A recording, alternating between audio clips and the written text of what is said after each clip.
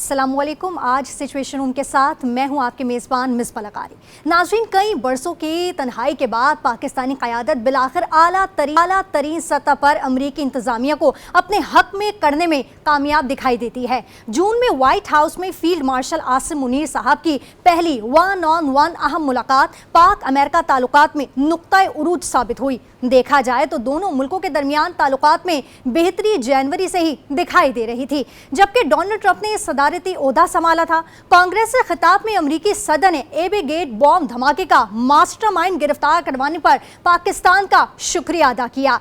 मई में पाकिस्तान और भारत के दरमियान जंग बंदी करवाने में डोनाल्ड ट्रंप ने कलीदी किरदार का दावा भी किया और पाकिस्तानी मौक़िफ़ की तायद की। पाकिस्तान ने इस किरदार पर अमरीकी सदर को नोबेल अमन इनाम के लिए नामजद किया, जबकि शिकस्त खुर्दा भारत अभी तक ये हकीकत तस्लीम करने को तैयार ही नहीं है। ट्रंप बारहा ये दावा भी कर चुके हैं कि वो मसला कश्मीर पर सालिसी के लिए तैयार हैं, जबकि भारत तवील अरसे से मसला कश्मीर पर किसी तीसरे फरीक की सालिसी की मुखालिफत करता आया है। मई तनाज़े के दौरान भारत के 5 जंगी तैयारे मार गिराने की हकीकत को सदर ट्रंप ने फिर दोहराया। भारत इब्तदाई तौर पर उसे झुटलाता रहा, मगर एतराफ के सिवा कोई चारा ही ना था, बावजूद इसके कि भारत अमेरिका का खित्ते में अहम पार्टनर है। सच की ये जीत पाकिस्तान के लिए एक गैर मुतवक्की हिमायत का सबब बनी। पाकिस्तान का डिजिटल करेंसियों को अपनाने का फैसला भी ट्रंप की सोच के ऐन मुताबिक था। ताल्लुकात के इसी तसलसल में जुमेरात को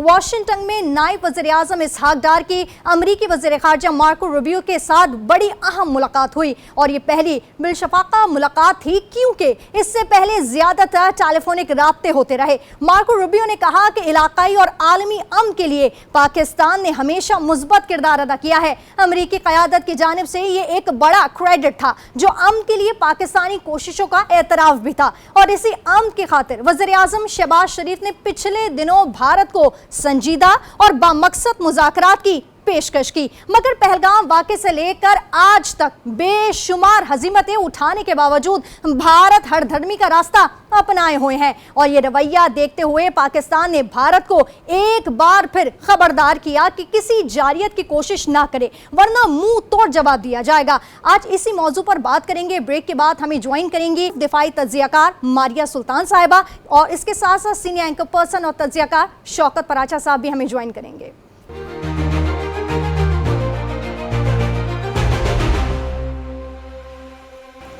वेलकम बैक नाज़रीन। शौकत पराचा में ज्वाइन कर चुके हैं। शौकत पराचा, बहुत शुक्रिया, आपने वक्त निकाला हमारे लिए। शौकत साहब, ये जानना चाहूँगी कि आप बाइडन दौर की सर्द महरी के बाद ताल्लुकात में हालिया गर्मजोशी को कैसे देखते हैं, और पाकिस्तान की जो मजबूत दिफाई पोजीशन का इसमें कितना बड़ा किरदार है? बहुत शुक्रिया। देखें, अगर आप पाकिस्तान और अमेरिका के ताल्लुकात की हिस्ट्री देखें, अप एंड डाउन आते रहते हैं, लेकिन ये कभी नहीं हुआ कि जो पाकिस्तान अमेरिका ताल्लुक़ है वो बिल्कुल ही टूट गया हो। कोई ऐसा तारीख़ में ना 50s में, ना 60s में, ना 70s में, ना 80s में, इवन 90s में भी स्मिंगटन अमेंडमेंट आई थी, प्रेसलर अमेंडमेंट आई थी, बट रिलेशनशिप कंटिन्यूड। कुछ साल पहले नीचे की तरफ था कि बहुत कम इंटरेक्शन हो रहा था, इवन इस्लामाबाद में फुल टाइम एम्बेसडर भी नहीं था, बट रिलेशनशिप कंटिन्यूड। अब जो सर्ज मैं कहूँगा या अपवर्ड ट्रैजेक्टरी आई है, मेरा ख्याल है ये कोई जस्ट अ कोइंसिडेंस नहीं है। एक आपने बड़ा अच्छा फैक्टर बताया कि पाकिस्तान ने अपने आप को साबित किया। हालिया जंग जो इंडिया के साथ हुई, पाकिस्तान ने एक मजबूत मुल्क के तौर पर ना सिर्फ अमेरिका के सामने पाकिस्तान आया, बल्कि पूरी दुनिया ने देखा कि किस तरह से 30-40 साल की तैयारी भारत ने की, लेकिन उसके बावजूद वो जो पहली रात थी एयर वॉरफेयर थी, कोई 58-59 मिनट्स की, पाकिस्तान तो 6 मई की रात को उसी वक्त जंग जीत गया था। बाकी तो खैर ड्रोन श्रोन चलते रहे। तो ये एक बड़ा फैक्टर है यकीनन, और उसमें एक तासुर था पाकिस्तान के अंदर भी कि शायद पाकिस्तान डिवाइडेड है, पाकिस्तान आइसोलेटेड है। कुछ भी नहीं था ऐसा। चीन बिल्कुल भरपूर तरीके के साथ था, तुर्की भरपूर तरीके के साथ था, अज़रबैजान भरपूर तरीके के साथ था, इवन मिडल ईस्ट के जो पाकिस्तान के दोस्त हैं यूएई, कतार, सऊदी अरेबिया, वो भी पाकिस्तान के साथ मसलसल राब्ते में थे। लिहाजा ये नहीं है कि कोई अचानक कोई ऐसे ही विदाउट एनी पर्टिकुलर रीज़न और लॉजिक पाकिस्तान और अमेरिका क्लोज हो गया, बल्कि मैं तो ये कहूँगा कि शायद इस वक्त जो गुडविल है पाकिस्तान की एज अ स्टेट अमेरिकी एडमिनिस्ट्रेशन में शायद ही कभी ऐसी रही हो कि पब्लिकली प्रेसिडेंट ट्रंप वो बात कर रहे हैं जो शायद is music to our ears, जो हम सोचते हैं, जो हम जिस बात को बड़े फ़ख्र से हम खुद भी बात करते हैं कि भारत के जहाज़ गिरा दिए, पाकिस्तान कहता रहा, अब सदर ट्रंप कह रहे हैं, पाकिस्तान कहता है कि भारत ने रिक्वेस्ट की, सीज़ फायर की, अब सदर ट्रंप कह रहे हैं, मार्को रूबियो कह रहे हैं, जेडी वैंस कह रहे हैं या दीगर एडमिनिस्ट्रेशन के ऑफिशियल कह रहे हैं। लिहाजा एक बेस है जिसकी बुनियाद पर अब पाक अमेरिका ताल्लुकात अपवर्ड ट्रेजेक्ट्री की तरफ जा रहे हैं। बिल्कुल। मारिया सुल्ताना साहिबा ने भी जो है वो हमें ज्वाइन कर लिया है। मारिया, बहुत शुक्रिया फॉर ज्वाइनिंग। ये मैं आपसे जानना चाहूँगी कि जो डू मोर की सदाओं के बाद अब अमन के लिए पाकिस्तानी किरदार को सराहा जा रहा है, ये कितनी बड़ी तब्दीली है?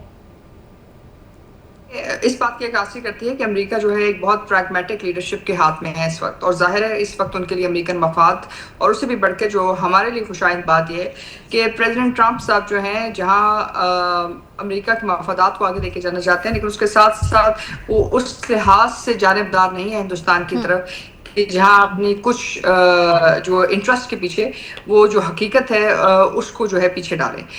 देखें, पाकिस्तान और अमेरिका के जो इस वक्त ताल्लुकात चल रहे हैं यकीनी तौर के ऊपर ये एक बेहतरी की तरफ ज़रूर जा रहे हैं, लेकिन इसके साथ साथ हमारे कुछ चैलेंजेस भी हैं। और चैलेंजेस यही हैं कि हम किस तरह इस वक्त इस खत्ते में हिंदुस्तान का जो बढ़ता हुआ असर रसूख है बिलखसूस अफगानिस्तान में, बिलखसूस दहशतगर्दी के साथ, उसके अंदर कितनी हद तक नुमाया कमी लेके आ सकते हैं, क्योंकि उसके अंदर भी हमें अमेरिकन असर रसूख की ज़रूरत पड़ेगी। क्योंकि हम ये समझते हैं कि इस वक्त अमेरिका एक वाहिद ऐसा मुल्क है जो हिंदुस्तान के ऊपर एक बड़ी बेहतर तरीके से असरअंदाज हो सकता है और इस खत्ते की सलामती के लिए आगे लेके जा सकता है। शौकत साहब, सदर ट्रंप की जो डीलिंग ट्रांजैक्शनल होती है, क्या अब भी ऐसा ही है कि वो मूड बदलने में भी देर नहीं लगाते हैं? कितना मोहतात रहने की ज़रूरत है हमें? देखिए, जो दो मुल्कों के ताल्लुकात हैं वो इंटरेस्ट बेस्ड होते हैं, इसमें चैरिटी नहीं होती। अगर सदर ट्रंप का उनकी नज़र में अमेरिका का इंटरेस्ट नहीं है पाकिस्तान में तो वो ये बातें ना करें, उनकी पर्सनैलिटी जैसी भी है। लेकिन हमने ये देखा कि अभी 5-6 महीने में एक कंसिस्टेंसी है। वो 5 नवंबर को इलेक्शन जीते, उसके बाद जहाँ कुछ लोगों को तवक्कुआत थी कि सदर ट्रंप पता नहीं मौजूदा हुकूमत के बारे में, मौजूदा जो डिस्पेंसेशन है इन पाकिस्तान के, इनके बारे में क्या बयान देंगे। फिर 20 जनवरी को उन्होंने ओथ टेकिंग की। आपको याद है कांग्रेस के इनाग्रल एड्रेस में उन्होंने बाकायदा पाकिस्तान की तारीफ़ कर दी। वो ट्रांसैक्शनल होगी उनकी तबीयत, लेकिन मैं नहीं समझता कि out of the way without any reason वो पाकिस्तान के बारे में पॉजिटिव ओवरचर्स कर रहे हैं। ये समझना बहुत ज़रूरी है। आजकल सदर ट्रंप ही दुनिया को ड्राइव कर रहे हैं। पूरी दुनिया की हेडलाइन देख लें, वो सोशल मीडिया हो, वो प्रिंट मीडिया हो, वो इलेक्ट्रॉनिक मीडिया हो, सदर ट्रंप जो कहते हैं वो ख़बर बनती है। आपका मैं कहना ये चाह रहा हूँ कि पाकिस्तान के बारे में जो अमूमी तासुर पिछले कई सालों से 9/11 के बाद नेगेटिव जा रहा था, कम से कम सदर ट्रंप के इन बयानात की वजह से ना सिर्फ वो तासुर ज़ायल हो रहा है, बल्कि पाकिस्तान ने जो जंग जीती उसके बाद तो पाकिस्तान का नाम वो ममालिक भी अब ज़्यादा बेहतर अंदाज में पाकिस्तान के बारे में सोचते हैं, जो शायद प्रोपेगेंडे की वजह से, प्रोपेगेंडा क्या था, लाइक डिसइंफो लैब आई थी कि पाकिस्तान को एक बाकायदा मंसूबे के तहत बदनाम किया जा रहा था दुनिया में। वो डिसइंफो लैब यूरोपियन यूनियन में ब्रसेल्स में वो अनअर्थ हुई और पता चला कि इतनी बड़ी साजिश पाकिस्तान के इमेज को टार्निश करने के लिए हो रही है। तो सदर ट्रंप जो हैं वो तसलसल के साथ वो बात कर रहे हैं। वो तसलसल क्या है? पाकिस्तान ने साबित किया है, पाकिस्तान की अफवाज ने, पाकिस्तान की आवाम ने अपने से बहुत बड़े दुश्मन का मुकाबला करके उनके जहाज़ गिराए। पहले पाकिस्तान कहता रहा, भारत नहीं मान रहा था, फिर भारत के जो फ़ौजी अफसरान हैं उन्होंने माना, उनकी पॉलिटिकल लीडरशिप नहीं मान रही थी। सदर ट्रंप तो बार बार अब कह रहे हैं अच्छा 4 गिराए थे या 5 गिराए थे, नहीं 5 गिराए थे। इससे ज़्यादा सदर ट्रंप पाकिस्तान के लिए एक अच्छे गुडविल एम्बेसडर के तौर पर और क्या किरदार अदा करेंगे। बिल्कुल बिल्कुल। मारिया, चीन हमारा देरीना दोस्त है और जाहिर है कि हमारी खारजा पॉलिसी को अमेरिका और चीन के साथ एक तवाज़ुन कायम करने की ज़रूरत है। ये कैसे मुमकिन होगा? देखिए, इस वक्त जो है जाहिर है इस वक्त आपके पास ये पॉसिबिलिटी है कि आप ये तवाज़ुन कायम कर सकते हैं, क्योंकि डोनाल्ड ट्रंप भी और चीन भी इस वक्त जंग लड़ रहे हैं। और अगर आप इक्तिसादी तौर के ऊपर दोनों के मफादात को साथ लेके चलते हैं और उसके अंदर पाकिस्तान के इक्तिसादी मफादात को सर फहरिस्त रखते हैं, तो ये आपके लिए मुमकिन है कि आप इन्वेस्टमेंट्स ले सकें, आपके लिए मुमकिन है कि आप जॉइंट डेवलपमेंट कर सकें। क्योंकि इसलिए बहुत इंपॉर्टेंट है इस वक्त कि हमें सिक्योरिटी पैराडाइम से मूव करके एक इक्तिसादी पैराडाइम की तरफ जाना है। क्योंकि अगर हम नहीं जाते तो यकीनी तौर के ऊपर हम जो पुरानी दहाइयों की जंग है वो लड़ते रहेंगे, और ज़ाहिर है उसके साथ मुख्तलिफ एस्टैब्लिशमेंट्स, मुख्तलिफ जो रीजनल प्लेयर्स हैं उनके इंटरेस्ट लगे हुए हैं। अब इससे बाहर निकलने के लिए बहुत ज़रूरी है कि हम चीन और अमेरिका दोनों के जो मफादात हैं, इक्तिसादी मफादात, उनको साथ लेकर पाकिस्तान के इक्तिसादी मफादात को जो है एक तरह से उसके लिए एक रवश तैयार करें और साथ ही साथ एक स्पेस क्रिएट करें ताकि हम इस खित्ते में और बिलखुसूस पाकिस्तान के अंदर सलामती लेके आ सकें। शौकत पराचा साहब, अमरीकी टैरिफ पे सदर ट्रंप के बयानात भारत को बड़े भारी पड़े हैं। ऐसे में 5 साल बाद जयशंकर ने चीन का दौरा किया है, और क्या भारत वाकई चीन के करीब होना चाहता है या ये सिर्फ अमेरिका और रूस को दिखाने के लिए है? बड़ा कॉम्प्लेक्स रिलेशन है चीन और इंडिया का। मसलन उनके गैलवान वैली में कुछ अर्सा पहले तसादम भी हुआ, फिर आपने देखा कि उनकी ट्रेड पे इम्पैक्ट नहीं हुआ। बहुत बड़ी ट्रेड है, 130-40 बिलियन डॉलर की उनकी बायलैटरल ट्रेड है, जिसमें चीन का ऑब्वियसली ज़्यादा 60% उनकी फेवर में है, 40% अराउंड इंडिया की फेवर में है। उन्होंने वो जो डॉक्टर मारिया सुल्तान साहिबा इकनॉमिक फाइनेंशियल एंगल की बात कर रही हैं, दुरुस्त बात कर रही हैं कि अब ताल्लुकात चलते हैं आगे इक्तसादियात की बुनियाद पर। अगर जयशंकर साहब वहाँ चीन में इंगेज कर रहे हैं तो look at the level of Pakistan China iron clad partnership, वो कहीं ज़्यादा है, उसका कोई कंपैरिजन नहीं है। At the same time Pakistan ने रशिया को इंगेज किया है। अभी तारिक फातमी साहब और हारून अख्तर ख़ान साहब गए हुए थे, फिर पाकिस्तान ने अफ़गानिस्तान को इंगेज किया है। मल्टीपल जो मीटिंग्स हुई हैं, अभी वो अफ़गान वज़ीर ख़ारजा मुत्तकी साहब पाकिस्तान आ रहे हैं, ईरानियन प्रेसिडेंट ने पाकिस्तान आना है, वज़ीर आज़म पाकिस्तान मिडल ईस्ट में, तुर्की में, अज़रबैजान में गए हैं। इसलिए ख़ुद army chief field marshal Asim Munir Syed जो हैं वो कल चीन से वापस हैं, और आज तो पाकिस्तान में chiefs of defence staff conference हुई है जो रीजनल हैं, जिसमें अमेरिका भी शामिल है। तो पाकिस्तान की एक भरपूर इंगेजमेंट है। जो पाकिस्तान माजी में जिन मुल्कों के साथ कंफर्टेबल नहीं था, आज तो पाकिस्तान का जो ओवरचर है, मैं अफ़गानिस्तान की बात कर रहा हूँ, अपनी जगह पे बॉर्डर वाला मसला है, लेकिन किस तरह से इसहाक डार साहब गए हैं, फिर चाइना में ट्राईलेटरल हुआ था, अब वो अफ़गान वज़ीर ख़ारजा आ रहे हैं, तो भरपूर एक पाकिस्तान का इंगेजमेंट है। मैं नहीं समझता कि जयशंकर साहब अगर चाइना जाते हैं तो पाकिस्तान के कॉस्ट पे कुछ हो सकता है। पाकिस्तान और चीन की दोस्ती वो प्रोवर्बियली जो है हिमालय से बहुत ऊंची है। बिल्कुल। मारिया, एक और इशू की तरफ मैं आती हूँ कि भारतीय हरदर्मी हम देख रहे हैं कि बरकरार है। क्या अब हमें मुज़ाकरात की एकतरफा कोशिश तर्क कर देनी चाहिए, या हमारी पोजीशन तो अब हम देख रहे हैं कि अल्हम्दुलिल्लाह खासी मजबूत है और पूरी दुनिया जो है इसके बोलबाला कर रही है? देखिए, पाकिस्तान हमेशा मुज़ाकरात को तरजीह देता रहा है और हम हमेशा तरजीह देते रहेंगे, लेकिन इन तमाम चीज़ों के पसे कुछ हक़ाइक़ हैं, और वो हक़ाइक़ ये हैं कि आप मुज़ाकरात उस वक्त करते हैं जब दोनों पार्टीज़ इस बात पर आमादा हों कि मुज़ाकरात अहम हैं। आपके पास तो एक तरफ एक ऐसा दुश्मन है तो ये बात नहीं मानने के लिए तैयार नहीं है कि उसने आपके साथ जंग की, वो इस बात को मानने के लिए तैयार नहीं है कि उसको नुकसान हुए। तो आपके पास जो एक फ्रेमवर्क डील कर रहे हैं आप, वो कोई संजीदा नहीं, गैर संजीदा फ्रेमवर्क है। और ऐसे संजीदा गैर संजीदा फ्रेमवर्क के अंदर आप मुज़ाकरात किस बुनियाद पे करेंगे और किस चीज के ऊपर करेंगे? मसला कश्मीर के ऊपर जो चीज आप बात करना चाहते हैं उसके अंदर आपको मोदी हुकूमत की तरफ से कोई वाजे ना हिकमत अमली नजर आ रही है, ना ही वो इस बात पे तैयार है। बल्कि हमें तो इस बात का भी अंदेशा है कि वो किसी भी किस्म की और भी कोई बेवकूफाना जो है हरकत कर सकते हैं अगले जो है कुछ दिनों में, 15 अगस्त को या इसके बाद। क्योंकि इसलिए इस वक्त जो उन्होंने जंग में हारा है, जो 4 दिन पाकिस्तान हिंदुस्तान की जंग में हारा है, वो किसी तरह तो अपनी आवाम को बताएंगे कि उन्होंने कुछ हासिल किया है। तो जो चीज वो जमीनी तौर पे हासिल नहीं कर सके वो कानूनी तौर पे हासिल करने की कोशिश करेंगे, और कानूनी तौर पे हासिल नहीं करेंगे तो कम से कम उसके नैरेटिव जरूर बिल्ड करेंगे कि जी इसके तहत हमने कुछ कामयाबी हासिल हुई।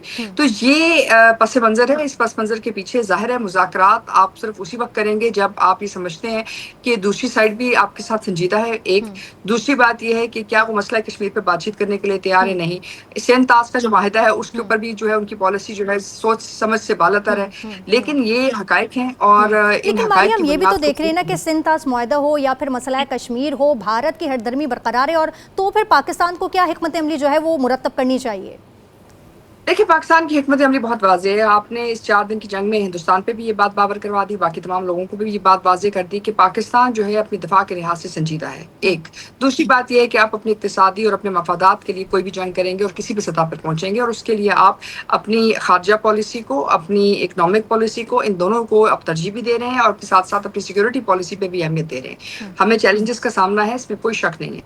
लेकिन इसके बावजूद इस वक्त आप एक बड़ी फोकस तरीके से इन तमाम चीज़ों के ऊपर काम भी कर रहे हैं, अंदरूनी और बैरूनी तौर के ऊपर, और उसका जो है असर हर किसी को नजर आ रहा है। चाहे अमेरिका के साथ ताल्लुकात हो, ईरान के साथ ताल्लुकात हो, चाहे जो है सऊदी अरेबिया के साथ ताल्लुकात हो, या इसके साथ इसके बरक्स चीन के साथ या अफगानिस्तान के साथ। मुश्किल जरूर है आपके पास कुछ ममालिक के साथ ताल्लुकात, लेकिन ये नहीं है कि आपने इन तमाम ताल्लुकात को पसे पुश डाल दिए। शौकत साहब, पाकिस्तान भारत को संजीदा मुज़ाकरात की दावत तो दे चुका है, भारत इस बार क्यों अड़ा हुआ है?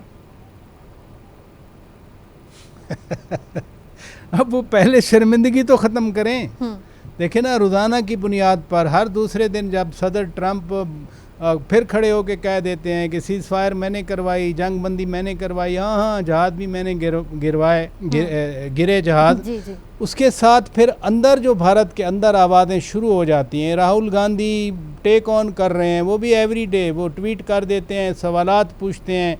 इसलिए पहले तो वो सेटल करें। फ़ौजी क़यादत मैंने कहा मान गई कि हाँ, उन्होंने कहा कि जी इतना इम्पोर्टेंट नहीं है कि जहाज़ कितने गिरे हैं, इम्पोर्टेंट ये है कि क्यों गिरे हैं। वो किसको कह रहे थे? वो अपनी पॉलिटिकल लीडरशिप को कह रहे थे, वो सिविल गवर्नमेंट को कह रहे थे, वो प्राइम मिनिस्टर नरेंद्र मोदी को एड्रेस कर रहे थे। इसलिए पहले वो बात अपने तौर पर वो कहीं किसी बात को सेटल तो करें। दूसरी बात ये है कि जहाँ पाकिस्तान मुज़ाकरात की बात करता है, एक कंसिस्टेंट पाकिस्तान का मौक़िफ़ है कि बातचीत होनी चाहिए जिसमें नेसेसरली मसला कश्मीर होना चाहिए। सिमिलर सिचुएशन पहले भी गुजरी हैं। आगरा टॉक्स फेल हुई थी, उसके बाद टेंशन बढ़ी। 2002-2003 में eyeball to eyeball कोई 5-10 मिलियन आर्मीज़ थी, बट 2004 जनवरी में ब्रेक थ्रू हुआ, कंपोजिट डायलॉग शुरू हुआ। ये अप्स एंड डाउन्स आते रहे। इस बार चूँकि बीजेपी है, वो एक जिस इंतहा पसंदाना हिंदुत्व के एजेंडे पे आए थे, वो अभी तक कारबंद हैं। उनके कुछ ख्यालात और थे जब वो 70-80 जहाज़ लेकर पाकिस्तान के बॉर्डर पे आए थे, लेकिन फिर कहूँगा कि पाकिस्तान की अफवाज ने जिस रेजोल्यूट तरीके से उनका जवाब दिया, अब वो हिम्मत नहीं है कि वो तो 300 किलोमीटर पीछे ले गए थे अपने एसेट्स। बिल्कुल, इसमें वो अब क्या कोई जंग शक करेंगे? नहीं है। मारिया, आपसे सवाल करना चाहूंगी कि भारत ने बंकर तोड़ अग्नि 5 मिसाइल पर काम का आगाज कर दिया है। ये अज़ाइम तो खासे मुखालिफ और तशवीशनाक लगते हैं, इस पर क्या कॉमेंट देंगे आप? देखिए, बात ये नहीं है कि बंकर बस्टर जो है अग्नि 5 पे काम करें, पहले वो अपने अग्नि 1 को तो ठीक कर लें, क्योंकि जो मिसाइल उनके पहुंचे थे वो पहुंच नहीं सके अहदाफ के ऊपर। जितने पैसे उन्होंने खर्च किए थे वो दिखा नहीं सके। राफेल जो है उन्होंने पता नहीं कितने बिलियन डॉलर्स के लिए, लेकिन वो उनको जंगी तौर पे तकनीकी तौर के ऊपर इस्तेमाल नहीं कर सके। देखिए मसला ये नहीं है कि उनके पास दुनिया की टेक्नोलॉजी की रसाई है या दुनिया की जिम्मेदारी बनती है कि वो इन तमाम टेक्नोलॉजीज को जो हिंदुस्तान को बेदरेख फराहम करें उस पर कोई वो कलगन लगाएं या उसके ऊपर उसके बारे में कोई बातचीत करें। असल मसला ये है कि ये जो टेक्नोलॉजी है क्या इसके बाद हिंदुस्तान बेहतर हो जाएगा? देखिए हर टेक्नोलॉजी से उस खत्ते को गैर मुस्तहकम कर रही है और जो प्रेसिडेंट ट्रंप ने बात की वो बिल्कुल दुरुस्त है। देखिए मजाक एक तरफ बाकी बातें एक तरफ, इसमें कोई दो राय नहीं होनी चाहिए किसी भी शख्स को कि अगर हिंदुस्तान पाकिस्तान की जंग जो है आगे तवील होती तो इसमें एटमी खतरा जो है एक वाज़ेह खतरे के तौर पे उभरना भी था और इसके खदशात में इजाफा होना था। उन्होंने यकीनी तौर के ऊपर एक लेगेसी मतलब आप कह सकते हैं, आप छोड़ सकते हैं कि उन्होंने इंडिया पाकिस्तान की जो जंग बंदी की है और उसके अंदर जो उन्होंने किरदार अदा किया वो बहुत अहम है और हमें इस बात के लिए कोई मतलब बैकफुट पे जाने की जरूरत नहीं है। और ये बात जिस शख्स ने की है, जिन्होंने अपना असर रसूख इस्तेमाल किया हिंदुस्तान पे, वो वाज़ेह है। ये तो दूसरी तरफ आपके पास तो एक गैर संजीदा एक मतलब बिल्कुल अजीब और गरीब किस्म की हुकूमत है जिनको ना ये पता है कि उनके पास दफाई तौर पे क्या पता है, ना उनको ये पता है कि उनकी जो है दफाई अज़ाइम क्या है, ना ही ये पता है कि उन्होंने कितनी हद तक अस्करी कुव्वत इस्तेमाल करनी है और उस कुव्वत को इस्तेमाल करने के मुज़म्मरात क्या हो सकते हैं। तो ये वो सूरत हाल है जहाँ एक हिंदुत्व बेस्ड हुकूमत जो है अपने इंटरनल डोमेस्टिक पॉलिटिक्स के लिए हिंदू अपने जहराना पॉलिसी के लिए किसी भी हद तक जाने के लिए तैयार है और उसके लिए वो 1.2 बिलियन लोगों को जो है एक एटमी जंग का खतरा से लाहिक कर रही थी। तो ये तो हकायक है। अब ऐसी सूरत हाल में अग्नि 5 बंकर बस्टर्स ये तमाम चीजें जो हैं ये खतरनाक हैं और इस पे दुनिया को नोटिस लेना चाहिए। बैनुल अक़वामी जो मिसाइल कंट्रोल रजीम्स हैं उनको भी, अमेरिका को भी इस पे देखना चाहिए और उससे नो देखना चाहिए कि क्या ये मुल्क इस काबिल है कि उसको ये टेक्नोलॉजी दी जाए और क्या वो ये संभाल सकते हैं और संभालने के बाद क्या वो इस खिते को इतनी बड़ी एटमी जंग के लिए की मुज़म्मरात से बचा सकती हैं। बिल्कुल शौकत साहब, 2014 के बाद से नरेंद्र मोदी ने उम्र छुपानी शुरू की, मगर सब जानते हैं कि वो सितंबर में 75 बरस के होकर आरएसएस से जो है वो रिटायर हो जाएंगे। क्या हम एक सियाह दौर का इख्तिताम समझें इसे?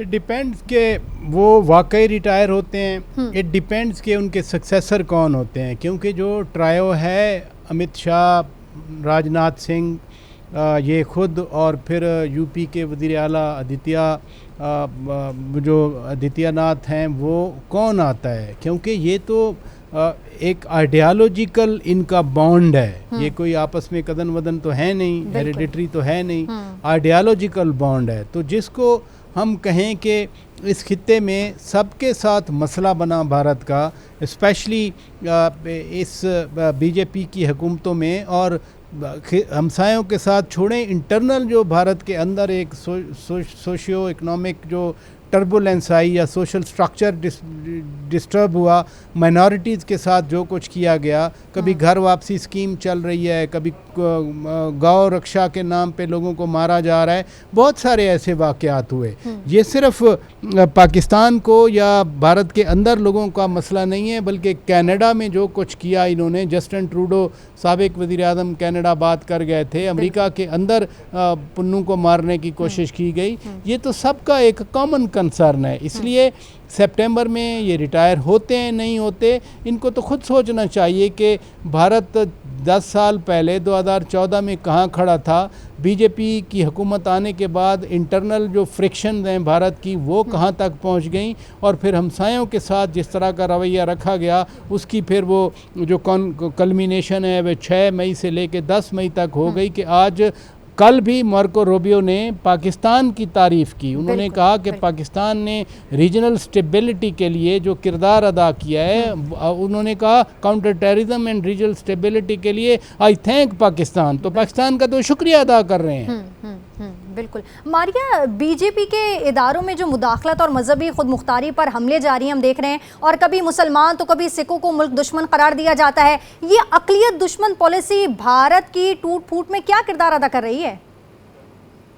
देखिए अभी तो उसकी बुनियाद रख रही है, क्योंकि बात दरअसल ये है कि नरेंद्र मोदी साहब ने एक बड़ी खतरनाक पॉलिसी चलाई।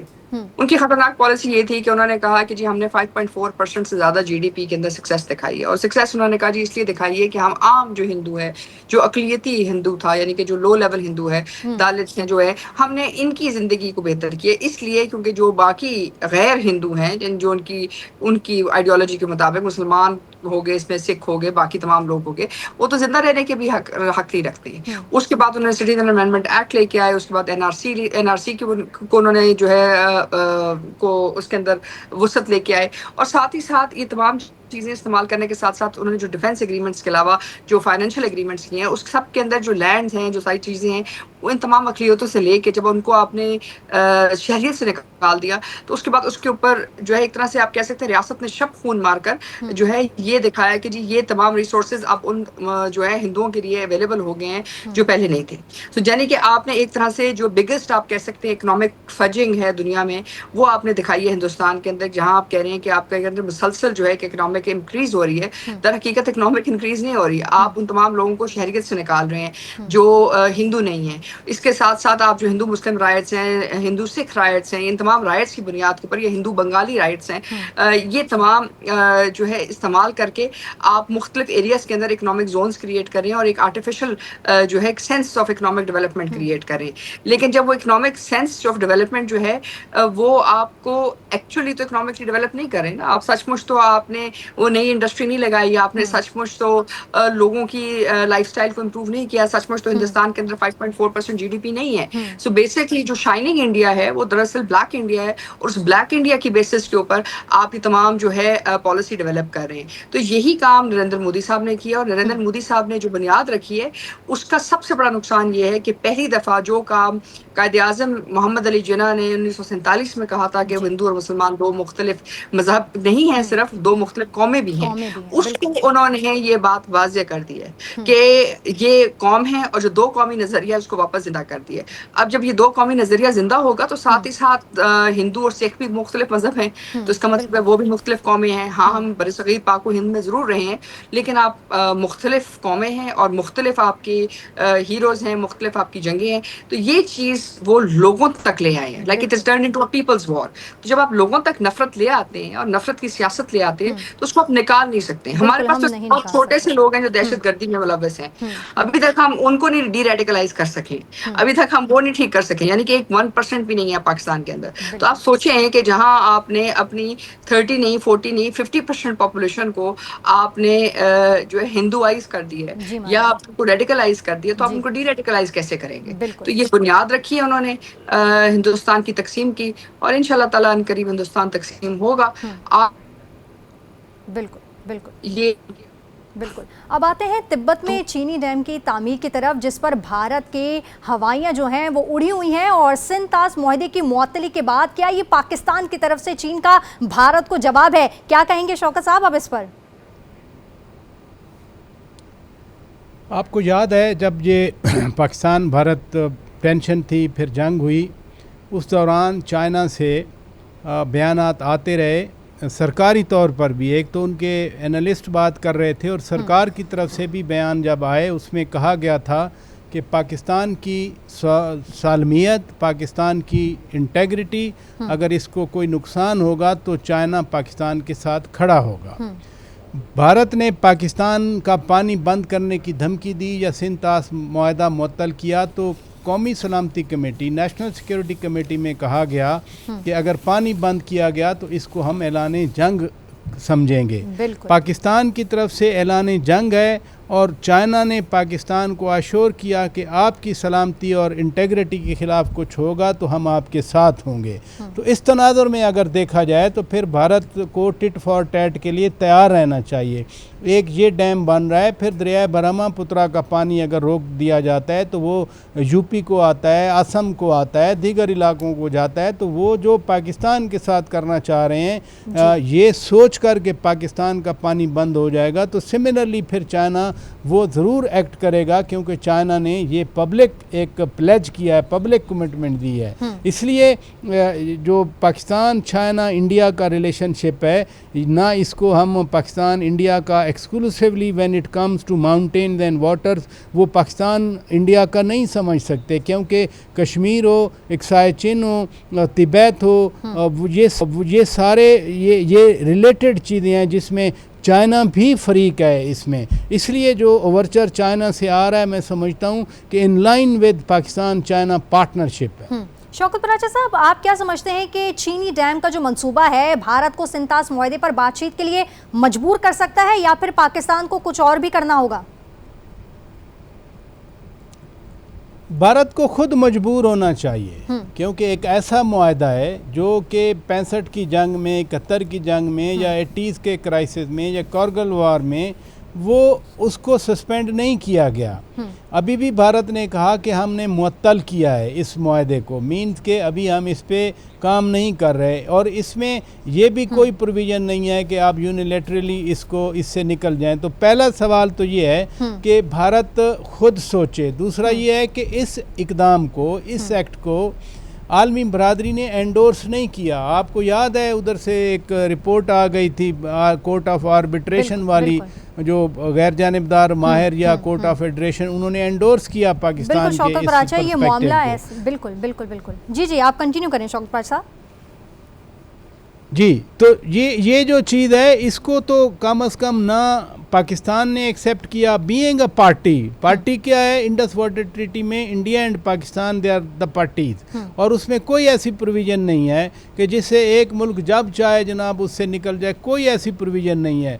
जो भी इंटरनेशनल एग्रीमेंट होता है उसमें, या इवन कोई कॉन्ट्रैक्ट होता है दो पार्टीज़ के दरमियान, छोटे लेवल पे या बड़े लेवल पे लिखा होता है कि 1 month notice, 2 month notice, 6 month notice कि आप देंगे और आप निकल जाएंगे। कोई ऐसी प्रोविज़न नहीं है। और थर्डली, इस एग्रीमेंट को इंटरनेशनल जो है उस फोरम पे वर्ल्ड बैंक के हवाले से मैं बात कर रहा हूँ रखा गया, तो मैं नहीं समझता कि टाइम हमारे पास थोड़ा कम है, और तिब्बत में चीनी डैम पर भारत को जो है वो खुद सोचना चाहिए। आज के प्रोग्राम में हमारे साथ मौजूद थी मारूफ दिफाई तज्जियाकार मारिया और सीनियर एंकर पर्सन और तज्जियाकार शौकत पराचा साहब। आप दोनों का बेहद शुक्रिया। यहाँ लेंगे एक ब्रेक।